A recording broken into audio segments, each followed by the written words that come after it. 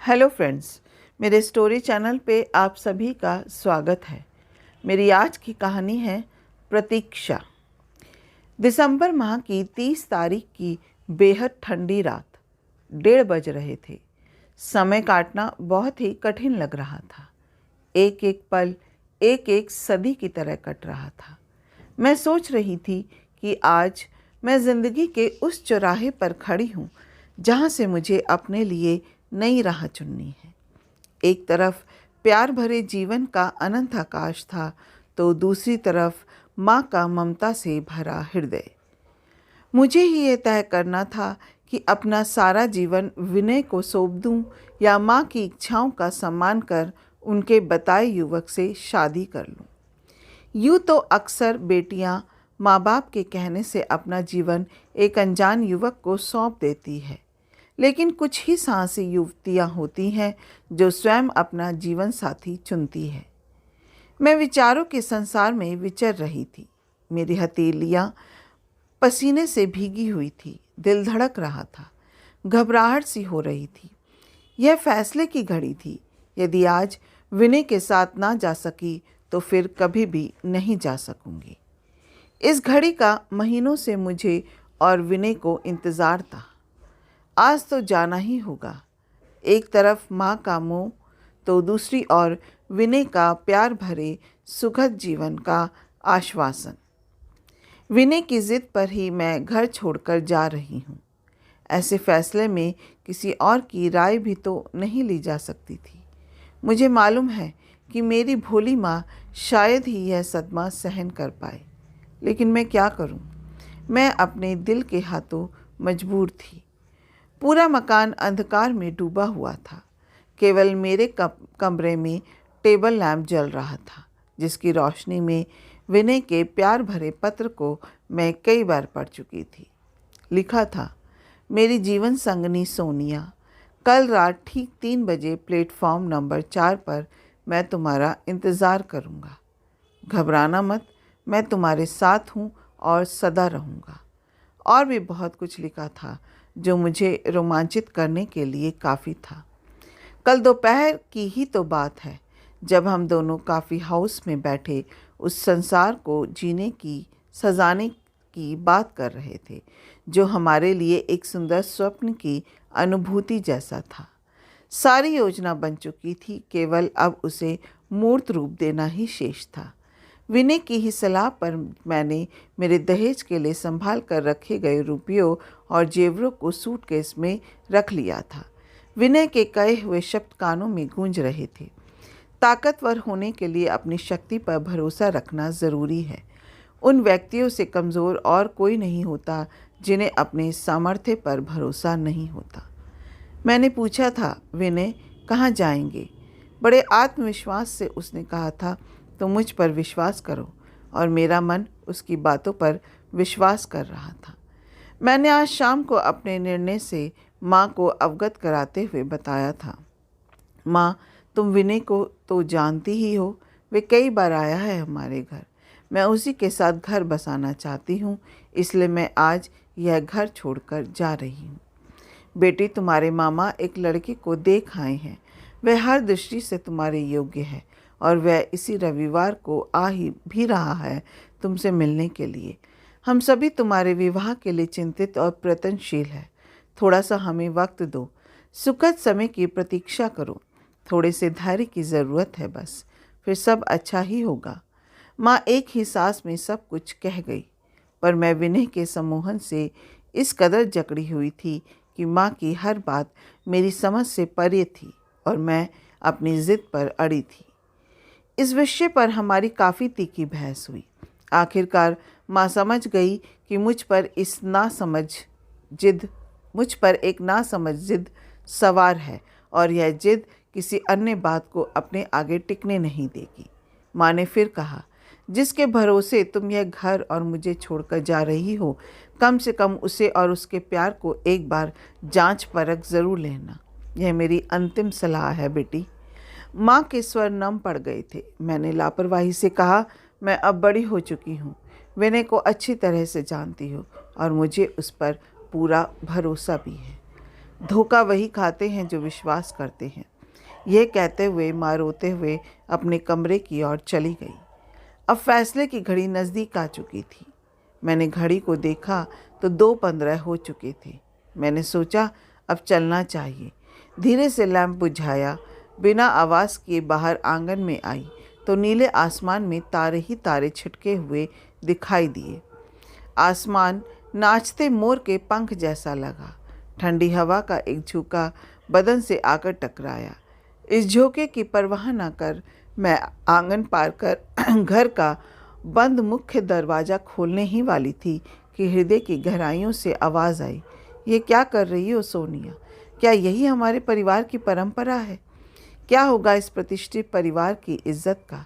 कुछ पाने के लिए कुछ खोना ही पड़ता है। यह दूसरी आवाज़ थी। तुमने कभी अपने पिता को तो नहीं देखा क्योंकि वे बचपन में ही चल बसे थे, लेकिन माँ ने कैसे तुम्हें पाला, क्या यह भी तुमसे छिपा है? नहीं, मुझे सब पता है, लेकिन यह भी सच है कि जब बच्चे समझदार हो जाते हैं तो उन्हें इस तरह के कदम उठाने का पूरा अधिकार होता है। शायद ऐसा ही विनय भी सोचता है। इस विचार की पुष्टि में मेरा मन मेरे साथ खड़ा था। अब ज़्यादा सोच विचार की ज़रूरत नहीं है सोनिया। विनय तुम्हारा इंतज़ार कर रहा होगा। चलो जल्दी करो।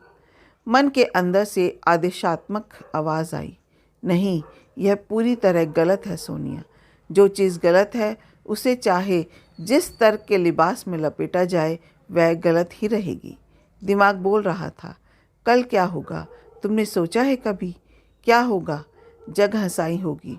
लोग तुम्हारे नाम पर, तुम्हारे खानदान पर इल्ज़ाम लगाएंगे, अनर्गल बातें करेंगे, कहेंगे लड़की भाग गई। तुम्हारे लिए इस घर के दरवाजे सदा के लिए बंद हो जाएंगे। सोनिया, दिल से नहीं दिमाग से काम लो। अभी भी वक्त है, मत जाओ। अभी घर की बात घर में है। मुझे अपना सिर भारी सा लगने लगा। मन और दिमाग के इस सवाल जवाब की फहरिस्त में मैं परेशान होने लगी। मुझे लगा कि यदि और ज़्यादा देर तक सोचती रही तो शायद फिर मैं कभी भी विनय के साथ ना जा सकूंगी। मैंने अपने सिर को जोर से झटका देकर विचारों से मुक्त करने का असफल प्रयास किया और दरवाज़ा खोलकर घर से बाहर गली में आ गई। गली पूरी तरह सुनसान थी। मुख्य द्वार पर आई तो एक ऑटो वाले ने मेरे हाथ में सूटकेस देखकर ऑटो रोक दिया। मैं ऑटो में बैठी और उसे रेलवे स्टेशन चलने को कहा। ऑटो ने रफ्तार पकड़ी। धीरे धीरे शहर छूट रहा था। शहर क्या छूट रहा था, माँ छूट रही थी। मेरा अतीत छूट रहा था। वे गलियाँ छूट रही थी जहाँ मैंने अपना बचपन गुजारा था। मैंने आंखों से बहते हुए आंसुओं को रोकने का असफल प्रयास किया। मैं सोच के समंदर में डूबती उतरती रही। तभी रेलवे स्टेशन दिखाई देने लगा। ऑटो रुका, मैं उतरी। तभी अंधेरे से विनय प्रकट हुआ। उसको देख मुझे ऐसा लगा कि वह काफ़ी देर से मेरा इंतज़ार कर रहा था। उसने ही ऑटो के पैसे दिए। मेरा सूटकेस हाथों में लेकर वह तेज़ चाल से प्लेटफॉर्म की ओर बढ़ा। मैं भी उसके पीछे पीछे तेज़ कदमों से चलने लगी। प्लेटफॉर्म नंबर 4 पर पहुंचकर उसने एक बेंच के पास सूटकेस रख कर कहा, बैठो। मैं ठीक से बैठ भी नहीं पाई थी कि उसने फिर कहा, सब ठीक है। मैंने सहमति में सिर हिलाया।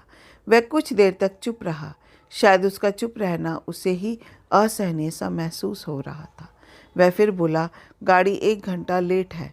मैं कुछ नहीं बोली तो उसने कहा, अभी आता हूँ। वह दौड़कर 2 कॉफ़ी ले आया। हम दोनों ने खामोशी से कॉफ़ी पी। उसने धीरे से स्नेह भरे लहजे में पूछा, रुपए जेवर तो साथ ले आई हो ना? अचानक माँ की अंतिम सलाह दिमाग में कौंधी। सहसा मेरे मुंह से निकल पड़ा, नहीं विनय, सब कुछ गड़बड़ हो गया था। मैं कुछ भी साथ नहीं ला सकी। क्यों? लॉकर की चाबी माँ ने जाने कहाँ रखी थी।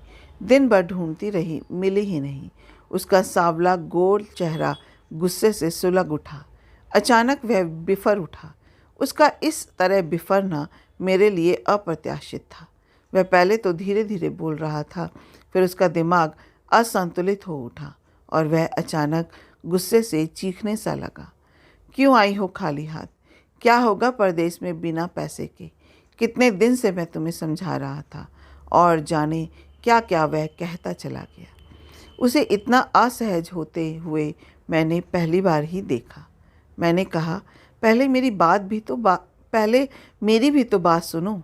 मैंने प्यार से उसका हाथ पकड़ना चाहा तो उसने क्रोध में मेरा हाथ झटक दिया। वह कुछ भी सुनने के लिए तैयार ना था। मैंने उसके क्रोध के सागर में एक भंवर उठते देखा जिसमें मुझे डूबने का खतरा नजर आया। मैंने सोचा, सच बता ही दूं कि मैं तुम्हारे अनुमान से अधिक धन लेकर आई हूँ। लेकिन तभी मन ने कहा, ठहरो, पहले इसे परख तो लो। और मन का कहा मानकर मैं चुप ही रही। विनय ना जाने क्या क्या कहता रहा और मैं सुनती रही। मैं जिस विनय को जानती थी यह तो वह बिल्कुल ना था।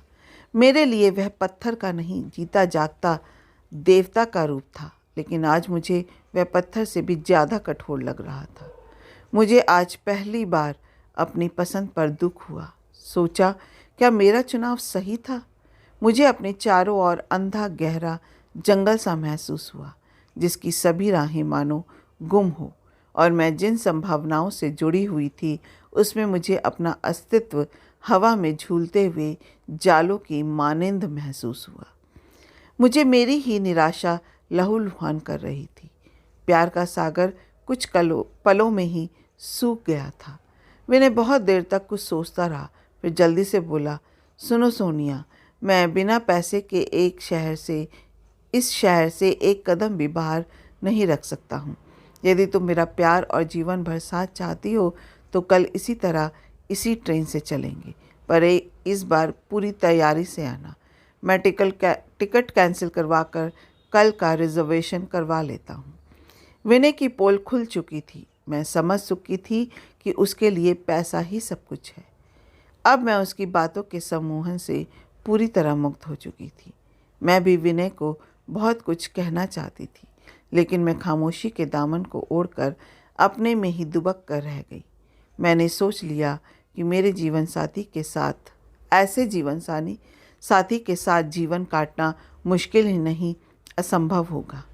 वह ना जाने क्या क्या बड़बड़ाता रहा और अचानक झुंझलाकर तेजी से चला गया। उसके जाते ही मैंने एक गहरी सुख की सांस ली। अब मेरा मन शांत होकर एक तूफान के गुजरने के बाद की शांति महसूस कर रहा था।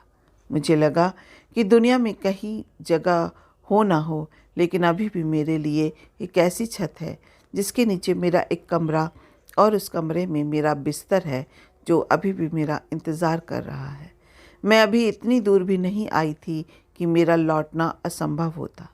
मैं मन ही मन हंसी और सधे हुए कदमों से रेलवे स्टेशन से बाहर आई। कब मैंने ऑटो किया, कब बैठी और कब घर आई, मुझे बिल्कुल याद नहीं। हाँ, मुझे इतना अवश्य याद है कि माँ के तकिए के नीचे से धीरे से चाबी निकालकर लॉकर में सारे जेवर और रुपए यथास्थान रखकर मैं अपने बिस्तर पर चली गई। मुझे अब प्रतीक्षा थी आगामी रविवार की और आने वाले उस नवयुवक की जो निश्चित रूप से मेरा जीवन साथी होगा। ऐसा मुझे विश्वास है। अपना कीमती समय देने के लिए दिल से शुक्रिया।